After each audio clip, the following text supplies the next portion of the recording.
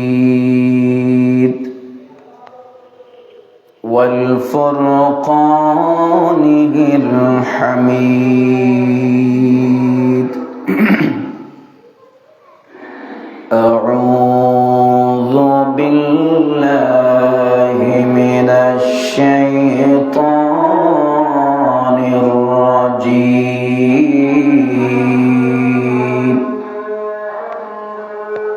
بسم الله الرحمن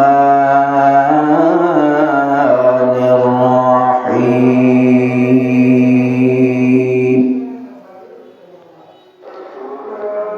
سبحان الذي أسرى بعبده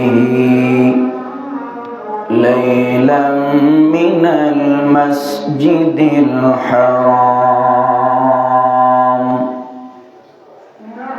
إلى آخر الآية إن الله وملائكته يصلون على النبي يا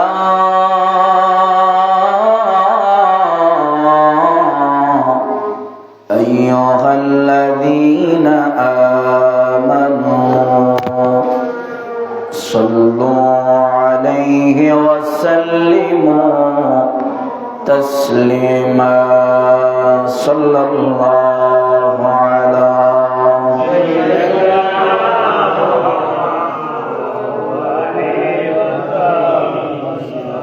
صلى الله على سيدنا محمد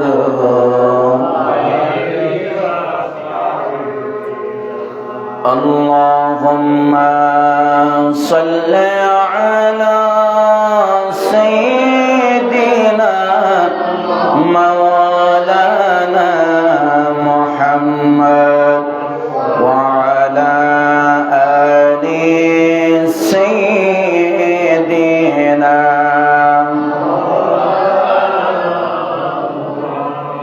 الله الله الله لا إله إلا هو الله الله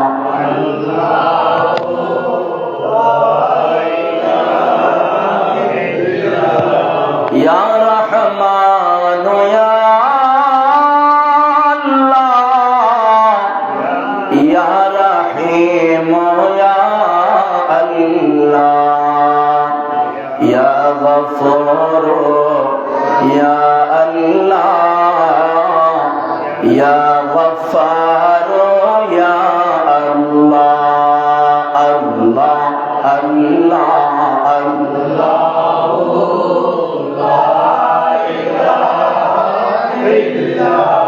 يا جليل يا الله يا جبار يا الله يا متكبر يا الله يا سبحان يا الله الله الله الله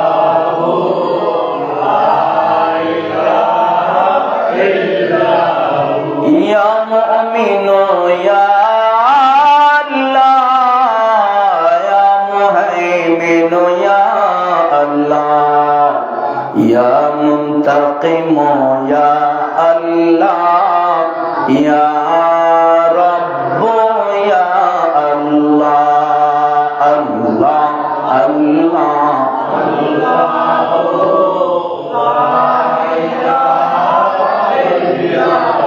لا إله إلا الله محمد رسول الله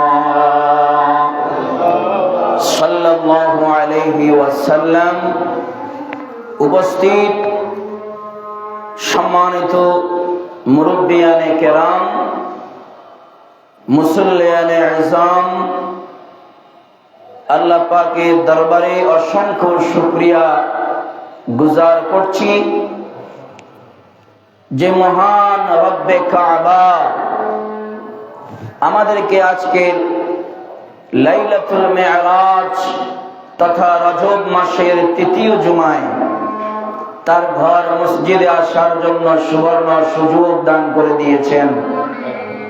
পাশাপাশি সুলতান মদিনা নূর নবী মুহাম্মদ সাল্লাল্লাহু আলাইহি ওয়াসাল্লামের উপরে কয়েক মর্তবা দুরূদ ও সালাতু সালামের হাদিয়া নজরানা পেশ করতে পেরেছি।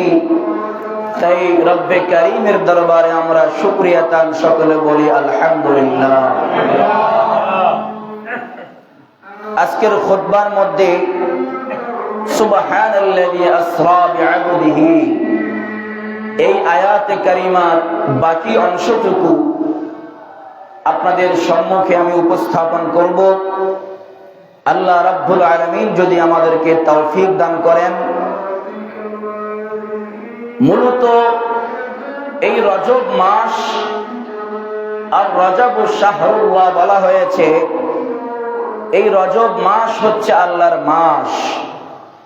এই মাসে আল্লাহ রাব্বুল আলামিন তার হাবিবে পাককে সবচাইতে বড় যে সারপ্রাইজ, যে উপটৌকন হাদিয়া হিসেবে দিয়েছেন, সেই হাদিয়া হচ্ছে আল্লাহ পাক তার হাবিবকে দিদার দান করেছেন। জোরে বলুন সুবহানাল্লাহ।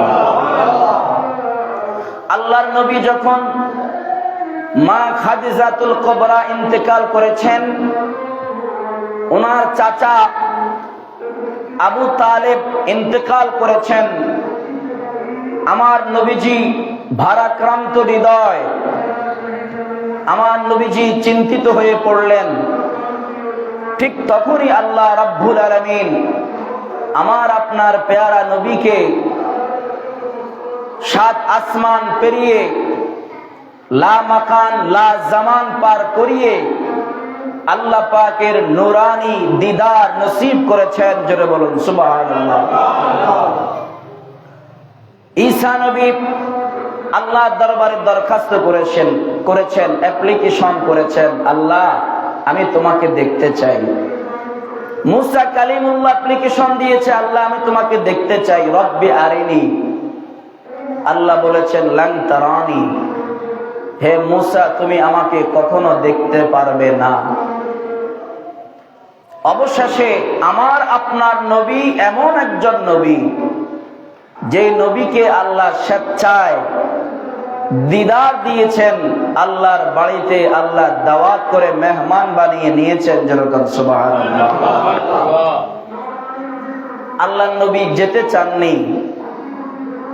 আল্লাহর নবী উম্মে হানির ঘরে, নবীজির চাচি আম্মা উম্মে হানির ঘরে ঘুমিয়ে আছেন। আল্লাহ পাক রব্বুল আলামিন হযরতে জিবরীল আলাইহিস সালাতু ওয়াস সালামকে পাঠিয়েছেন, জিবরাইল যাও আমার বন্ধুকে গিয়ে আমার দাওয়াত দাও এবং আমার আরশে আজিমের মেহমান বানিয়ে নিয়ে আসো। জোরে বলেন সুবহানাল্লাহ। কিতাবের মধ্যে পাওয়া যায় আল্লাহর নবী, প্যারা নবী, দো জাহানের বাদশা নবী এশার নামাজ আদায় করে উম্মে হানির ঘরে বিশ্রামরত ছিলেন। উম্মে হানির ঘরে আল্লাহর নবী ঘুমিয়েছিলেন। আল্লাহ রাব্বুল আলামিন জিবরাইল আলাইহিস সালাতু ওয়াস সালামকে পাঠিয়েছেন। অনেক হুর ও গিলমান সহকারে জিবরাইল আলাইহিস সালাম এসেছেন। জিবরাইল আলাইহিস সালাতু ওয়াস সালামের সঙ্গে হযরতে মিকাইল আলাইহিস সালাতু ওয়াস সালাম এসেছেন। নবীজি বলে আমি আমার চাচি আম্মা উম্মে হানির ঘরে ঘুমাচ্ছিলাম। ওই দিন আমার সঙ্গে আমার চাচা হযরতে আমির হামজা রাদিয়াল্লাহু তাআলা আনহু উপস্থিত ছিলেন। আমার চতুর্থ সাহাবী আমার ফাতেমা তো জোহরার জামাতা হযরতে আলী উপস্থিত ছিলেন। হযরতে জাফর সাদেক উপস্থিত ছিলেন। আমি যখন ঘুমিয়েছিলাম, অর্থাৎ আমার চোখ ঘুমাচ্ছে, অন্তর জাগ্রত ছিল। আমার নবী যখন ঘুমাইতেন, আমার নবীজির চক্ষু ঘুমাইতো, অন্তর জাগ্রত থাকতো। এই জন্য আমার দয়াল নবীজি ঘুমাইলে ওযু ভাঙতো না। যখন সুবহানাল্লাহ। হযরত জিবরাইল যখন এসেছেন, নবীজি বলছে উম্মে হানির ঘরের ছাদ সরে গিয়েছে, গোটা ঘর আলোকিত হয়ে গেছে। জিবরাইল যখন এসে দেখতে পেল আমার নবীজি শুয়ে আছেন, জিবরাইল চিন্তিত হয়ে গেল, আমি এখন নবীজিকে কিভাবে জাগ্রত করব, নবীজিকে কিভাবে সজাগ করব। আল্লাহ পাক রব্বুল আলামিন বললেন, ইয়া জিবরিল কব্বিল কদামাইহি, ইয়া জিবরিল কব্বিল কদামাইহি। ও জিবরাইল রে,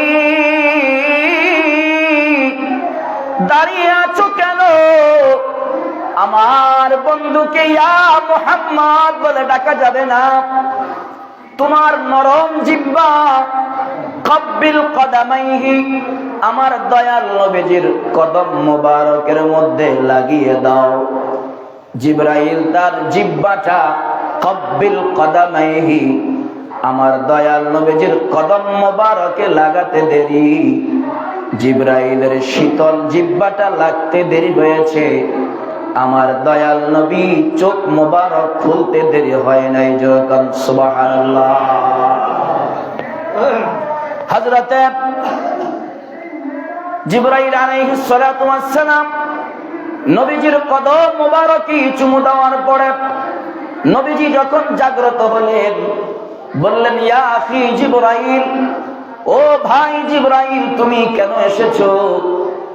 হযরতে জিবরাইল বললেন, ইন্নাল্লাহা ইশতাকা লিকাইকা ইয়া রাসূলুল্লাহ, আল্লাহ রাব্বুল আলামিন আপনার সঙ্গে দিদার দেওয়ার জন্য অপেক্ষমান রয়েছেন। আপনাকে আল্লাহ দাওয়াত করেছেন। আমি জিবরাইলের সঙ্গে এখনই আপনাকে আল্লাহর বাড়িতে যেতে হবে। যখন সুবহানাল্লাহ।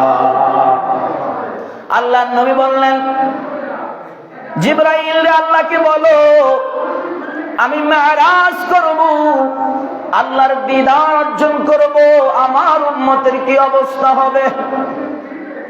দয়াল নবী চোখের পানি ছেড়ে ছেড়ে কাঁদছেন। জিবরাইল বলে, আল্লাহ, তোমার বন্ধু বলেছে, তোমার বন্ধু যদি মেরাজে আসে, তোমার বন্ধুর উম্মতের কি হবে? আমার আল্লাহ বললেন, জিবরাইল আমার বন্ধুকে বলো, আমার হাবিবকে আমি যদি মেরাজে আনি, মেরাজ যতক্ষণ থাকবে আমি আল্লাহ রাব্বুল আলামিন আমার বন্ধুর উম্মতের গুনাহ লেখা বন্ধ করে রাখবো। যখন সুবহানাল্লাহ। যতক্ষণ আমার নবী মেরাজ করবেন, আমি আল্লাহ আমার বন্ধু উম্মতের গুনাহ লেখা বন্ধ রাখবো। যখন সুবহানাল্লাহ। এবার আল্লাহ রাব্বুল আলামিন বললেন, জিবরাইল রে, আমার বন্ধুকে দুলা সাজাইয়া আমার বাড়িতে নিয়ে আসো। রে জিবরাইল, তাড়াতাড়ি জান্নাতে যাও, জান্নাত থেকে একটা বাহন নিয়ে আসবা। জিবরাইল আলাইহিস সালাতু ওয়াস সালাম জান্নাতের ভিতরে গেলেন। জান্নাতের ভিতরে গিয়ে দেখে জান্নাতের দরজার মধ্যে তালা ঝুলানো অবস্থায় আছে।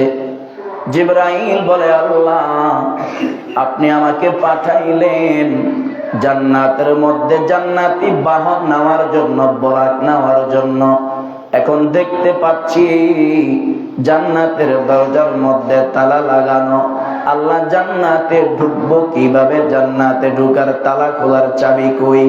আমার আল্লাহ বলে, জিবরাইল রে, যদিও আমি আল্লাহ জান্নাত বানিয়েছি, সৃষ্টিকর্তা হিসাবে আমি আল্লাহ মালিক, জান্নাতের মালিক, কিন্তু এই 8খানা জান্নাতের চাবি আমি আল্লাহ আমার হাবিবকে আমার উম্মতের জন্য বুঝিয়ে দিয়েছি।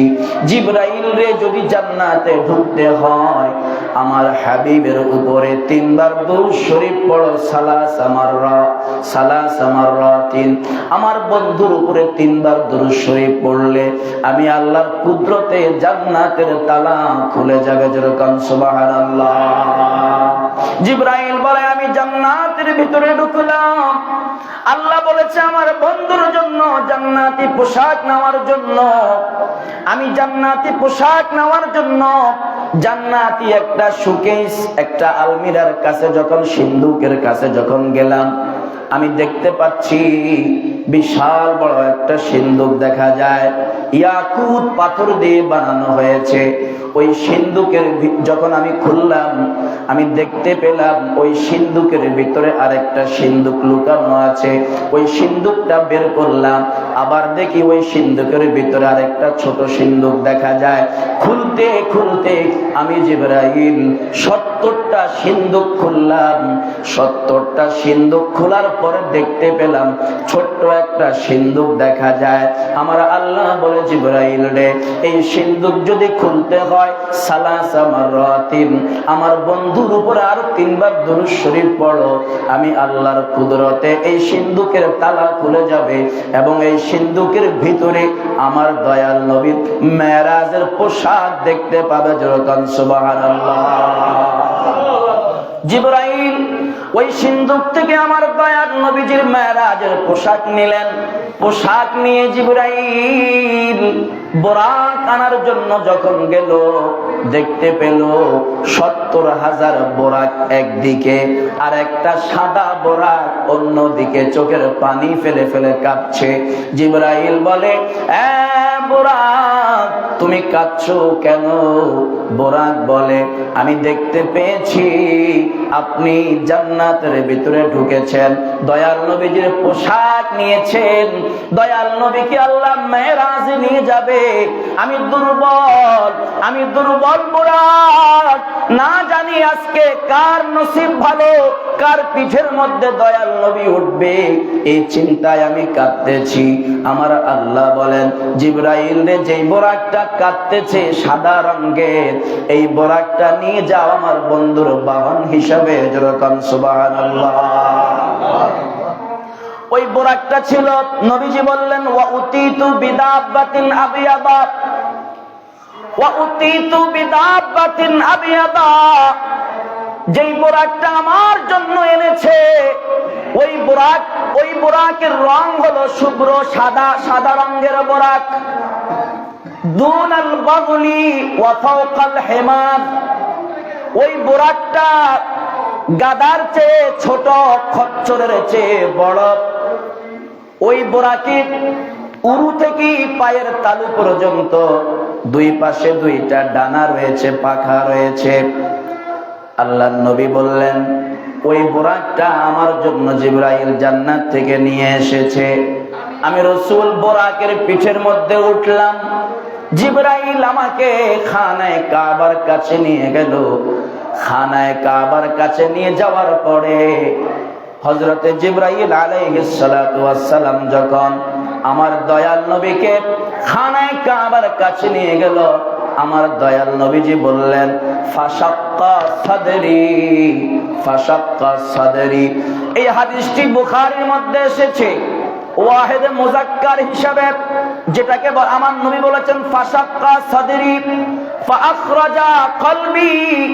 আবার মুসলিম শরীফের মধ্যে এই একই হাদিস ইমাম মুসলিম তাসনিয়া হিসাবে ব্যবহার করেছেন, ফাশাক্কা সাদরি ফাআখরাজা কলবি। আমার নবী বলছেন, আমি 2 জন ফেরেশতা দেখলাম, একজন হলো জিবরাইল, আরেকজন হলো হযরতে মিকাইল আলাইহিস সালাতু ওয়াস সালাম। ফাশাক্কা সাদরি, আমার এই সিনাটা খুলে ফেললো, ছিঁড়ে ফেললো। ফাআখরাজা কলবি, আমার দেহ থেকে কলব বের করলো। কলব বের করার পরে জিবরাইল একটা জান্নাতি থালার উপরে আমার কলবটা রাখলো। কলবটা রাখার পরে হযরতে জিবরাইল আর মিকাইল আলাইহিস সালাতু ওয়াস সালাম জমজমের পানি দিয়ে আমি নবীর কলবটাকে দৌত করলো। আমি নবীর কলব দৌত করার পরে আল্লাহ রাব্বুল আলামিন আসমানের মধ্যে যত ইলম রয়েছে, জমিনের মধ্যে যত ইলম রয়েছে, আমার আল্লাহ সমস্ত ইলমগুলি আমি নবীর সিনার মধ্যে দান করে দিয়েছে। জোগান সুবহানাল্লাহ। এজন্য আল্লাহ রাব্বুল আলামিন ওই সূরাতুল ইনশিরাহ বলা হয়, যেটাকে আপনারা বা আমরা অনেক সময় সংক্ষিপ্ত আকারে বলি সূরা আলাম নাশরাহ। সূরা যেরকম সূরা আলাম, এই সূরার মূল নাম হলো সূরাতুল ইনশিরাহ। আল্লাহ পাক বলে আলাম নাশরাহ লাকা সাদরাকা ওয়া ওয়াদানা আনকা ওয়িজরাক আল্লাযী আনকাযা যাহরাক ওয়া রাফা'না লাকা যিকরাক। ইয়া রাসূলুল্লাহ, আমি কি আপনার সিনাকে প্রশস্ত করে দেই নাই? অন্য আয়াতের মধ্যে আল্লাহ বলে ওয়া আল্লামাকা মা লাম তাকুন তা'লাম।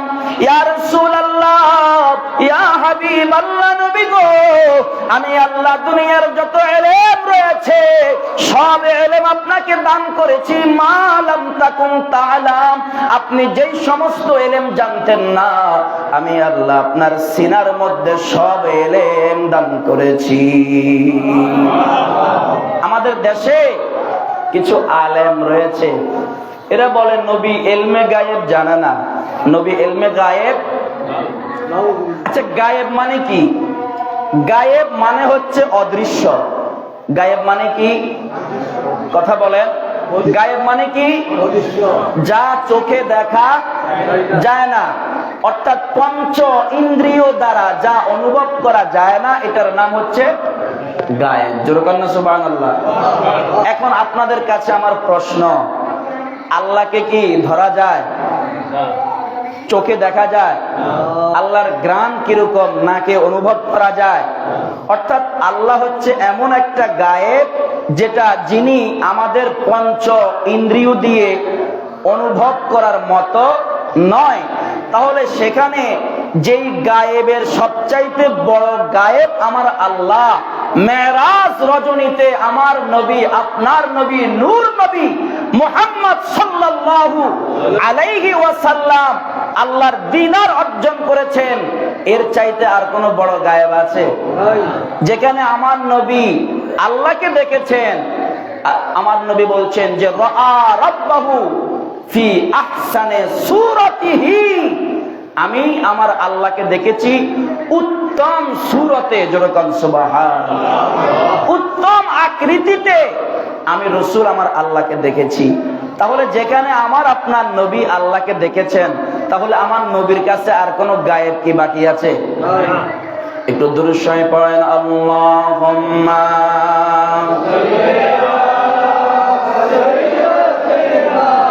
মাওলানা মুহাম্মদ ওয়া আলা আলি সাইয়্যিদিনা।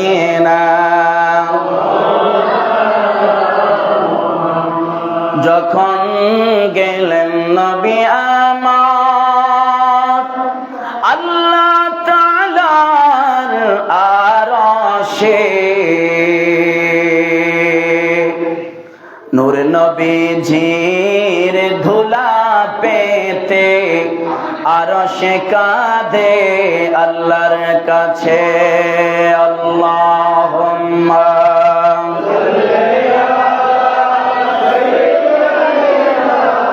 মাওলানা মুহাম্মদ ওয়া আলা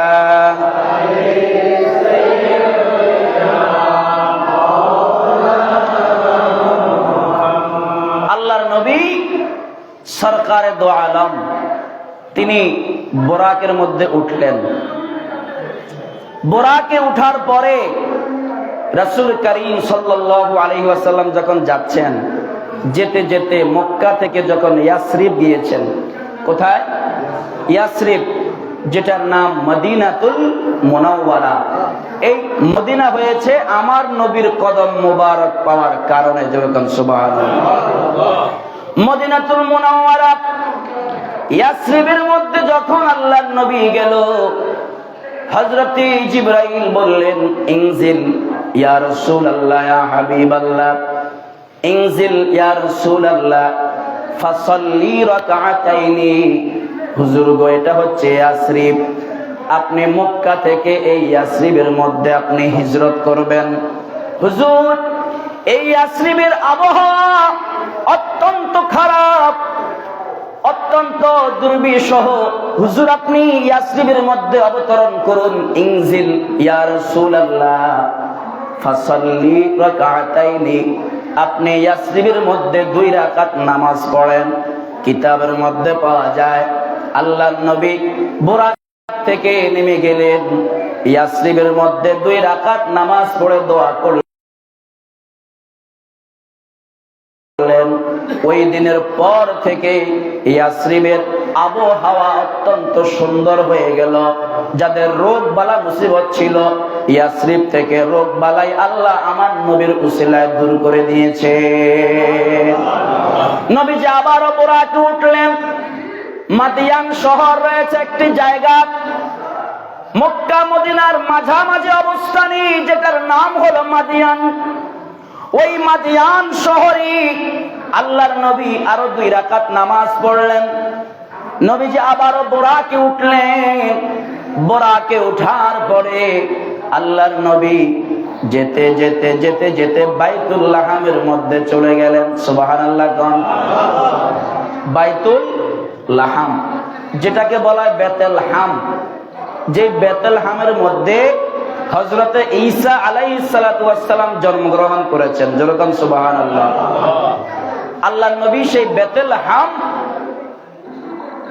আও বাইতুল লাহাম সেখানে নেমে 2 রাকাত নামাজ পড়লেন। নামাজ পড়ার পরে আল্লাহর নবী আবারও বুরাকের মধ্যে উঠলেন।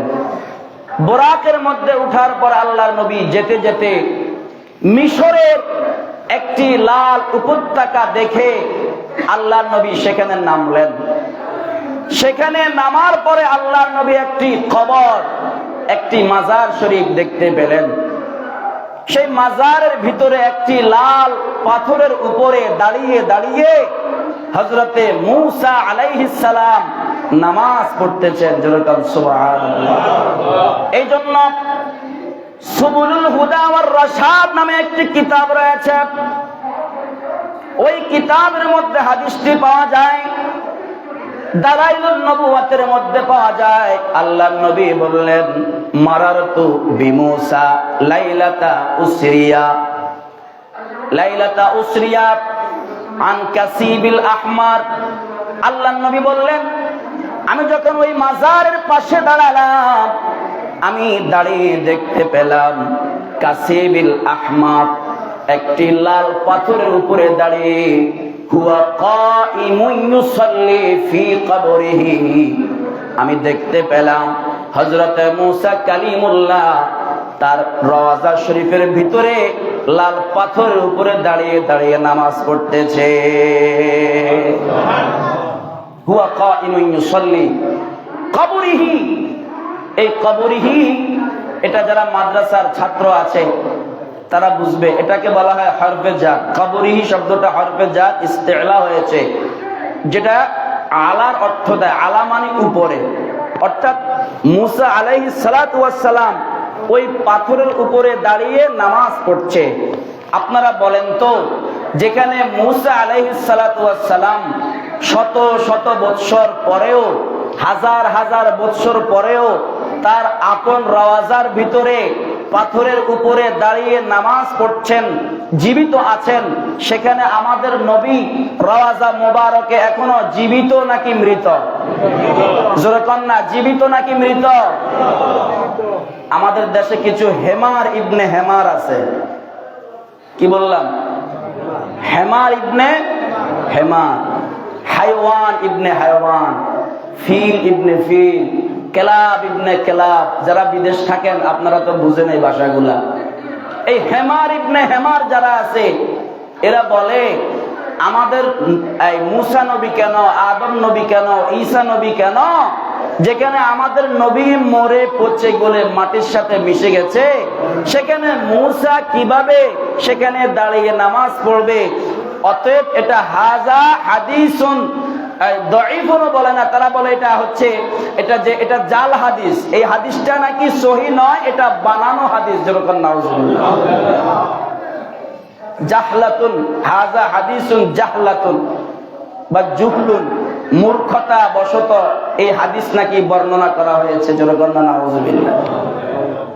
অথচ পিরানা পীর দস্তগীর আব্দুল কাদের জিলানী, ওনার একটি কিতাব রয়েছে, ওই কিতাবের নাম হচ্ছে সিররুল আসরার ওয়া মাজহারুল আনওয়ার।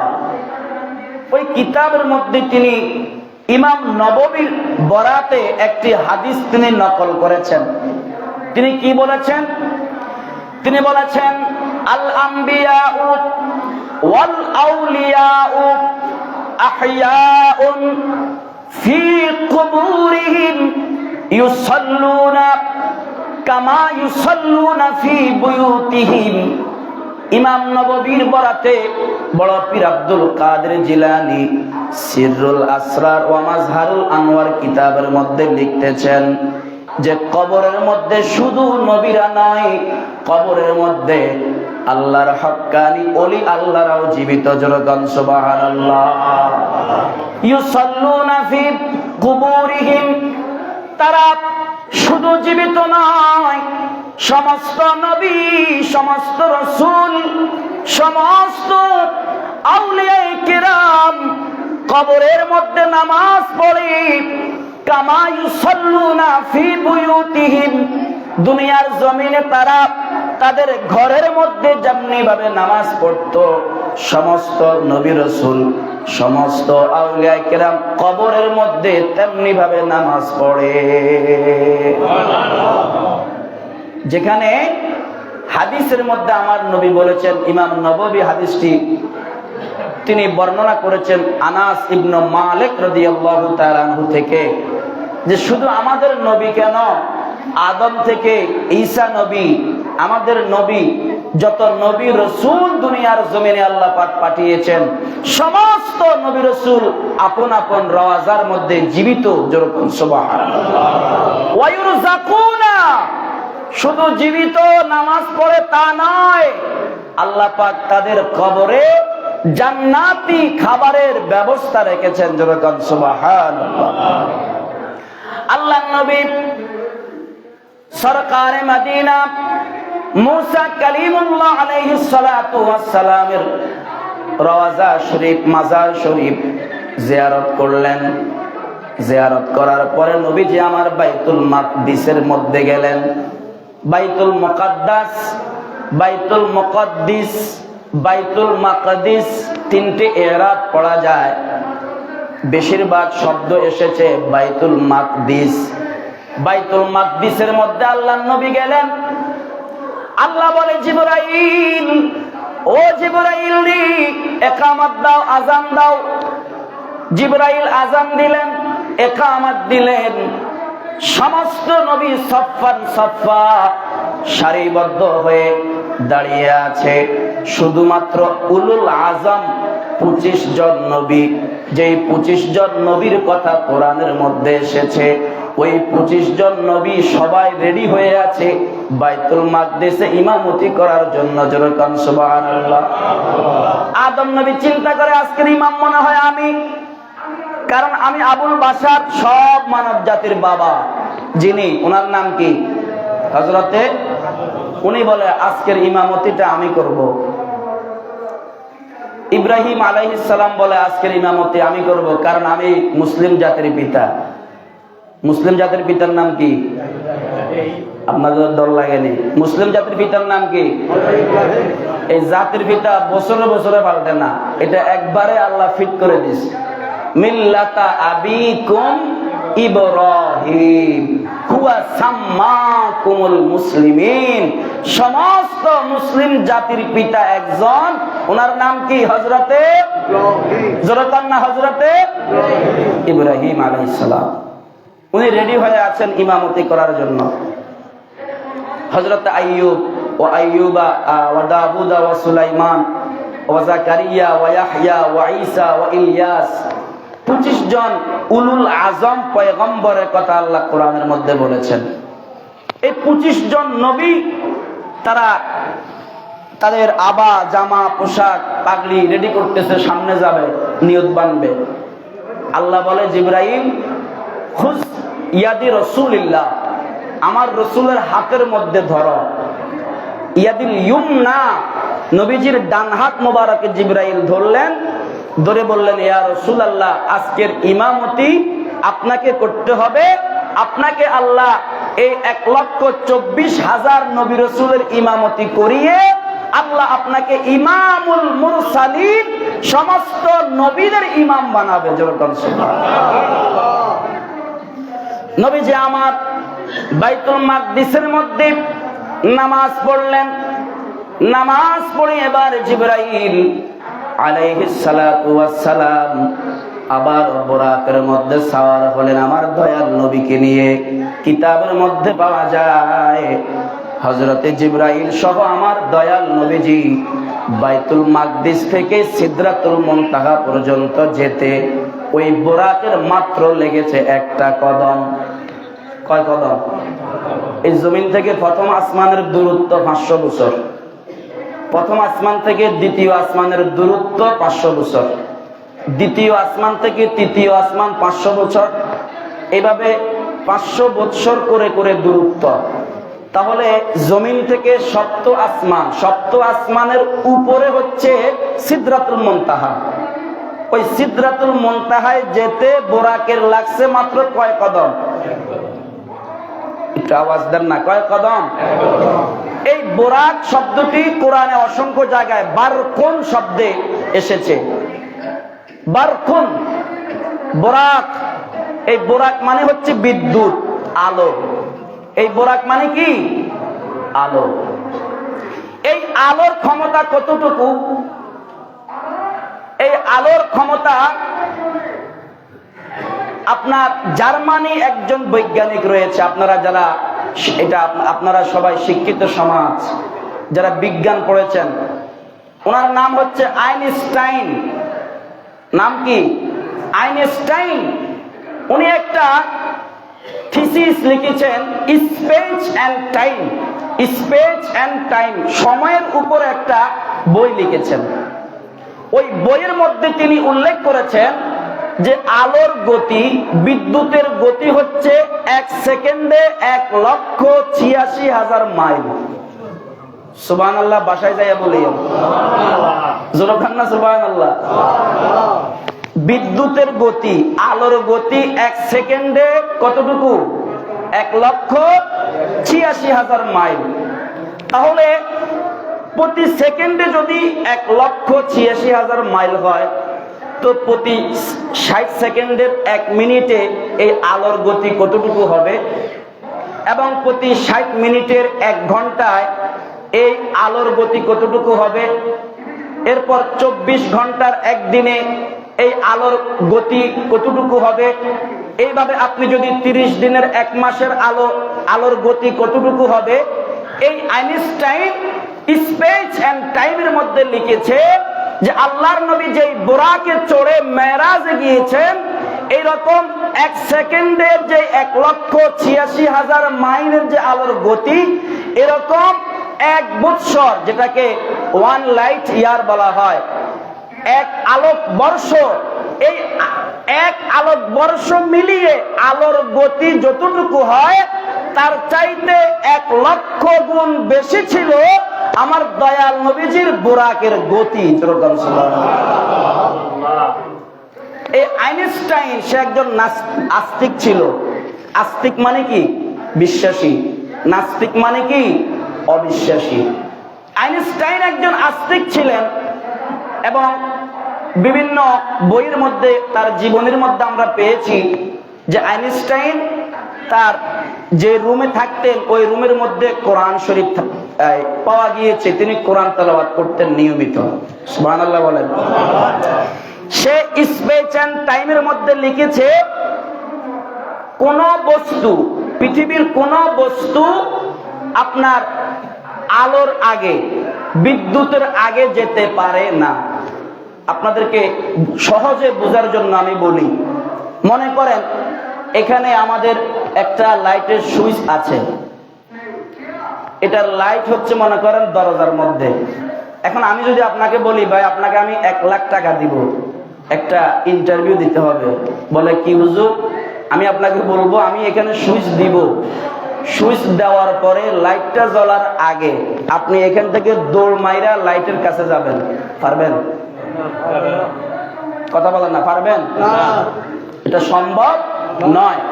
তো আপনার আইনস্টাইন বলছে পৃথিবীতে কোন বস্তু বিদ্যুতের গতিতে, বিদ্যুতের আগে যেতে পারে না, কিন্তু যদি যায়, কি বলছে? যদি যায় তাহলে বিদ্যুতের গতি থাকবে পিছনে, সময় থাকবে সামনে। যেরকম সুবহানাল্লাহ।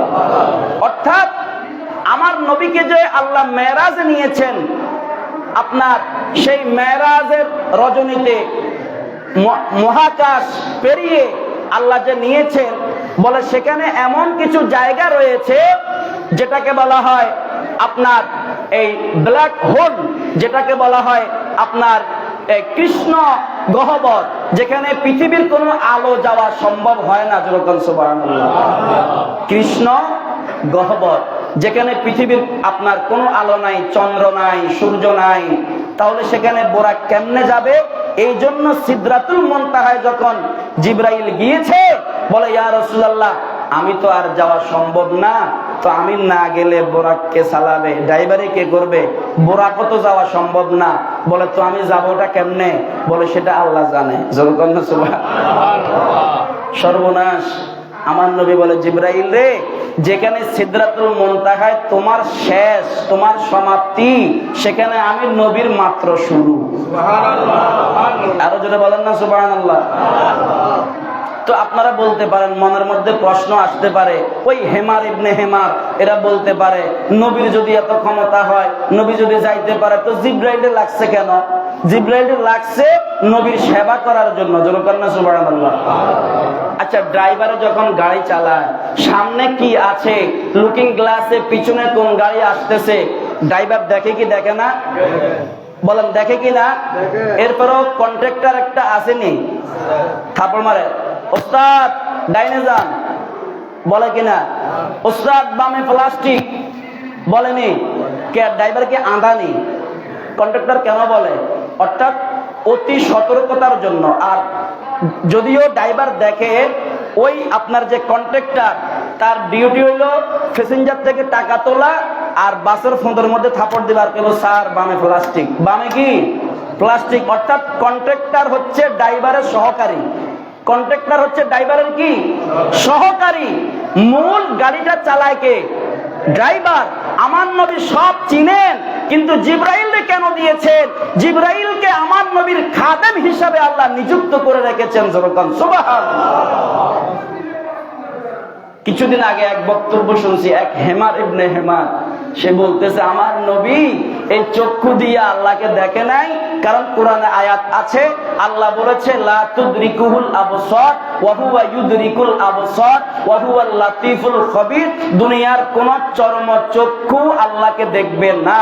যেখানে আল্লাহ বলে দেখছে, কোথায় বলছে আল্লাহ? সূরা নজমের মধ্যে। সূরা বনি ইসরাইল দিয়ে আল্লাহ শুরু করেছেন কি? যে সুবহানাল্লাযী আসরা বিআবদিহি বিআবদিহি। এই বিআব, আব শব্দটি হচ্ছে মুযাফ, আর হি হচ্ছে মুযাফে ইলাইহি। অর্থাৎ আল্লাহ রাব্বুল আলামিন তার হাবিবকে মেরাজ নিয়েছেন, এবং আমার নবীজি বিফুআদিহি বিবাসরিহি, আমার নবী বলছে আমি আমার আল্লাহকে আমার চর্ম চক্ষু দিয়ে স্পষ্টভাবে 2 বার দেখেছি। আরো জোরে কান্না সুবহানাল্লাহ। এই চর্ম চক্ষু দিয়ে আমার নবী আল্লাহকে কয়বার দেখেছেন? 2 বার দেখেছেন। আমার দয়াল নবীজি যখন মেরাজ থেকে আসলেন, মেরাজ থেকে এসে আমার নবীজি দেখতে পাচ্ছেন যে পানি দিয়ে ওযু করেছেন, ওই পানিগুলা এখনো গড়িয়ে গড়িয়ে পড়ছে। উম্মে হানির ঘর থেকে বের হওয়ার সময় ঘরের দরজার মধ্যে একটা লোহা ছিল, লোহার শিকল ছিল। ওই শিকলের মধ্যে আমার দয়াল নবীজি মাথা মুবারকের মধ্যে বাড়ি খেয়েছেন, আঘাত লেগেছে। আমার নবী বলে, আমি মেরাজ থেকে এসে দেখতেছি, আমি ঘর থেকে বের হওয়ার সময় যে শিকলের সাথে বাড়ি খেয়েছি, ওই শিকলটা এখনো নড়তেছে। জোরে কান সুবহানাল্লাহ। আমি নবী মেরাজ থেকে এসে দেখতেছি, এশার নামাজের পরে আমি উম্মে হানির ঘরে যাওয়ার সময় যাদের সঙ্গে কথা বলেছি, খানায় কাবার সামনে দেখেছি, তারা এখনো বসে বসে গল্প করছে। তারা এশার নামাজের পর থেকে ওই ফজরের নামাজ রাত পর্যন্ত বসে বসে গল্প করছে। আমি নবী এশার নামাজ পড়িয়ে উম্মে হানির ঘরে গিয়েছি, মেরাজ করেছি। মেরাজ থেকে এসে আবার ফজরের নামাজের ইমামতি করেছি। মাঝখান দিয়ে 27টা বছর পার হয়ে গেছে।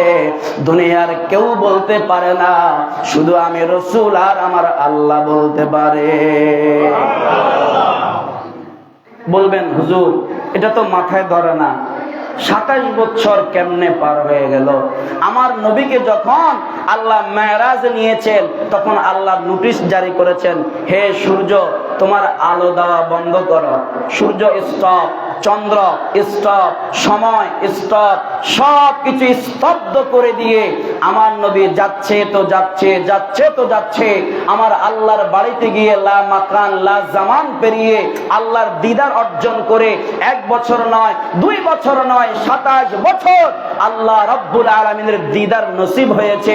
আসার সময় আমার আল্লাহ নাকি কিতাবের মধ্যে এসেছে, আমার আল্লাহ কুদরতের অন্তর দিয়ে ক্রন্দন করতে লাগলেন, কাঁদতে লাগলেন।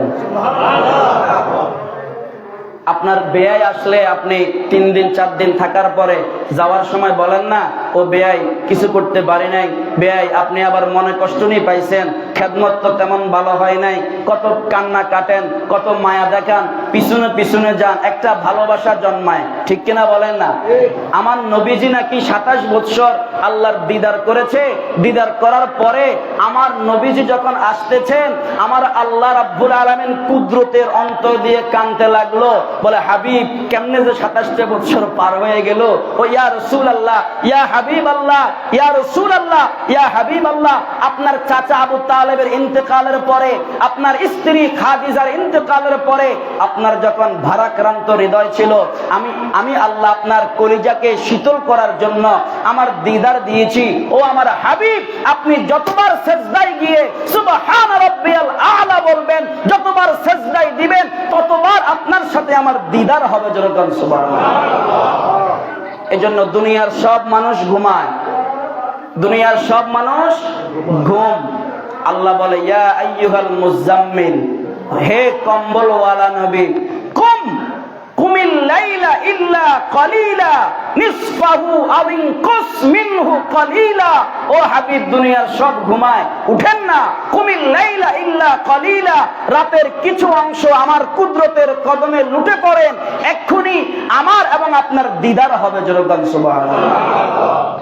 আমার নবী বলেছে, হে আমার উম্মত, আমি সরাসরি বিজাসাদিহি, আমার শরীরে মেরাজ করেছি, তোমরাও রুহানি ভাবে মেরাজ করতে পারবে।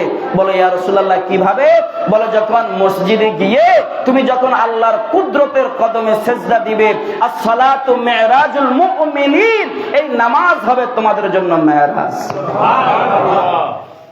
নামাজটা আমাদের জন্য কি মেরাজ? 5 ওয়াক্ত নাকি শুধু জুমা? আপনাদের অনেককে দেখা যায় কবলাল জুমা 4 রাকাত সুন্নাত পড়া কি সুন্নতে মুআক্কাদা। আজকে একটা মাসআলা বলি, 2 মিনিট সময় নিচ্ছি। সুন্নাত 2 প্রকার। সুন্নাত কয় প্রকার? একটা হচ্ছে সুন্নতে মুআক্কাদা, আর একটা সুন্নতে জায়েদা। সুন্নতে মুআক্কাদা কোনগুলি? ফজর নামাজের আগে 2 রাকাত সুন্নাত আছে না নাই? এই 2 রাকাত সুন্নাত হচ্ছে সুন্নতে মুআক্কাদা। যোহরের আগে 4 রাকাত সুন্নাত আছে না নাই? এই 4 রাকাত সুন্নাত সুন্নতে মুআক্কাদা। আসরের আগে 4 রাকাত সুন্নত আছে না নাই? এই আসরের আগে 4 রাকাত সুন্নত, সুন্নতে জায়েদা, সুন্নতে জায়েদা। এখন সুন্নতে মুআক্কাদার হুকুম কি আর সুন্নতে জায়েদার হুকুম কি? সুন্নতে মুআক্কাদার হুকুম হচ্ছে অবশ্যই পড়তে হবে, অবশ্যই পড়তে হবে। আর সুন্নতে জায়েদার হুকুম হচ্ছে পড়লে সওয়াব, না পড়লে গুনাহ নাই। এবার আসুন, জুমার দিনে কবলাল জুমা 4 রাকাত সুন্নত আছে না নাই? এই 4 রাকাত সুন্নত কি? সুন্নতে মুআক্কাদা না জায়েদা? মুআক্কাদা, মানে পড়তেই হবে। এরপর 2 রাকাত ফরজের পরে 4 রাকাত বাদাল জুমা সুন্নত আছে। আপনারা বলেন, এই বাদাল জুমা সুন্নত কি জায়েদা না মুআক্কাদা? মুআক্কাদা, পড়তেই হবে। তো আপনারা অনেকেই দেখা যায় প্রথম আপনার কবলাল জুমা সুন্নত তো নাই, অনেক সময় প্রথম খুতবাও নাই, প্রথম খুতবাও নাই। কোন রকম নাওয়াতুন উস্কিত ফুসকিত ইন ফাললে তো পারেন না, পারলে তো অনেকে আছে নিয়ত পারে না, জুমার নিয়ত অনেকে জানে না। এটা আমাদের জন্য দুর্ভাগ্য। দাঁড়াইছে কোন রকম 2 রাকাত পড়ি, মুনাজাতটা দিয়া দৌড় মারে, আছে না নাই? তো আপনি কোন নাম্বারের মুসলমান? আপনার আগার আপনার সুন্নত নাই, গোড়ার সুন্নত নাই। এই নামাজ নিয়ে আপনার জন্য মেরাজ হবে? বলেন, এই নামাজ আমাদের জন্য মেরাজ হবে? তাহলে বলেন, জুমার নামাজ পড়তেই হবে কয় রাকাত? 10 রাকাত। বলেন, পড়তেই হবে কয় রাকাত? 10 রাকাত। কবলাল জুমার সুন্নত 4 রাকাত, বাদাল জুমার সুন্নত 4 রাকাত, ফরজ 2 রাকাত, মোট কয় রাকাত? 10 রাকাত। এই জুমার নামাজ যদি পড়েন, আপনি এভাবে পড়বেন, তাহলে আপনার জুমা হবে। কিন্তু আগাগোড়ার সুন্নত ছাড়া 2 রাকাত ফরজ পড়ে দৌড় দিয়েছেন, হ্যাঁ, আপনার ফরজ আদায় হয়ে যাবে, কিন্তু ওই সুন্নতে মুআক্কাদা ইচ্ছা করে যদি কেউ ছেড়ে দেয়, তখন সেটা মাকরুহে তাহরিমের পর্যায়ে চলে যাবে, কবিরা গুনার অন্তর্ভুক্ত হবে। যেরকম নাউজুবিল্লাহ। আল্লাহ পাক আমাদেরকে খুশুসিয়ত নিয়ে, খুশু এবং খুদু নিয়ে যেন 5 ওয়াক্ত নামাজ পড়ার তৌফিক দান করে। বলেন আমিন। ওয়া মা আলাই